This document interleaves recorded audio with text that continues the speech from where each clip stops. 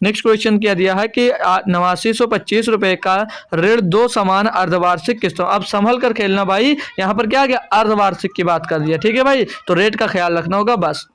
दिया कि 8,925 रुपए का ऋण 2 समान अर्धवार्षिक किस्तों में वापस किया जाना है। यदि ब्याज अर्धवार्षिक रूप से 8% प्रति वर्ष की दर से संयोजित किया जाता है तो प्रत्येक किस्त कितनी होगी भाई। सिंपल सा बात है। देखो 8,925 रुपए का ऋण 2 समान अर्धवार्षिक बोला है तो सिर्फ और सिर्फ आपका रेट का ख्याल रखना है भाई। रेट कितना है, 8% प्रति वर्ष की बात किया है। तो हाफ ईयरली ब्याज कितना लगेगा भैया, 8/2 कर देंगे। 8/2 यानी कि भैया क्या हो जाएगा, 4%। तो ब्याज कितना, आपको इंटरेस्ट कितना मिलेगा, 4% का मिलेगा। बस इतनी सी बात याद रखना है, इतनी सी बात याद रखना भाई। अर्धवार्षिक बोला तो रेट अपना आधा कर दीजिएगा भैया। तो 4% की फ्रैक्शन वैल्यू क्या होगी, 4% की फ्रैक्शन वैल्यू क्या होती है, 1/25 कितनी होती है मेरे दोस्त, 1/25 होती है। और 2 समान किस्तों में देना है। तो पहली किस्त कितनी होगी, 25 की, और एक ब्याज लगाकर कितनी हो जाएगी, 26 की हो जाएगी। दूसरी किस्त इसका स्क्वायर भैया 625 हो जाएगा 25 का, और 26 का स्क्वायर 676 हो जाएगा। अब भैया 2 बराबर किस्तों में दिया है तो किस्तें बराबर करने के लिए 26 में किसका गुणा करें, 676 हो जाए, 26 का गुणा कर दो, और 26 का गुणा उधर हुआ भाई तो 26 का गुणा आप लोग को इधर भी करना होगा। अब इनको टोटल कर लीजिए भैया। तो 26 गुणे 25 हो जाएगा 650, और 650 में 625 जोड़ेंगे तो 1275। ये आ गया उधार लिया गया धन। और इधर भैया प्रत्येक किस्त की बात कर रहा तो प्रत्येक किस्त ही लिख दूंगा मैं, 676 रुपये प्रत्येक किस्त थी भाई।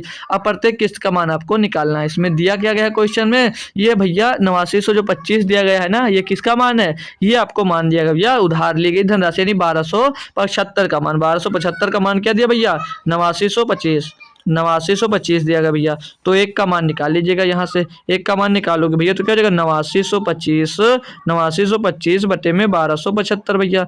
अब ये देखो इसको अब डायरेक्ट काटना, एक एक काटेंगे बहुत टाइम लगेगा। यहाँ पर 5 है तो 5 बार में जा रहा होगा, लेकिन 12 पंचे 60 तो ये ज्यादा हो रहा है। तो हमने क्या देखा, यहाँ पर 8 है और यहाँ पर 89 है, यहाँ पर 12, तो 12 7 84 लगभग ये 7 बार हम एग्जैक्ट के लग जाएगा। क्यों, क्योंकि 7 बार कैसे करेगा, 12 7 84 हो जाएगा भैया, और 7 7 49 हो जाएगा, और 5 7 35 हो जाएगा। तो टोटल जोड़ेंगे ये 7 बार जा रहा होगा। और अगर ये 7 बार, अब आप लोग सोच रहे हो कि 7 बार ही कैसे जाएगा, क्यों पता चला, अगर ये पॉइंट में जाता भैया तो आपका जो आंसर दिया होता भाई, यहाँ पर आंसर्स भी आपके दोस्त पॉइंट में दिए गए होते, ठीक है भाई। आंसर्स भी आपके पॉइंट में दिए 4372 है, ठीक है भाई।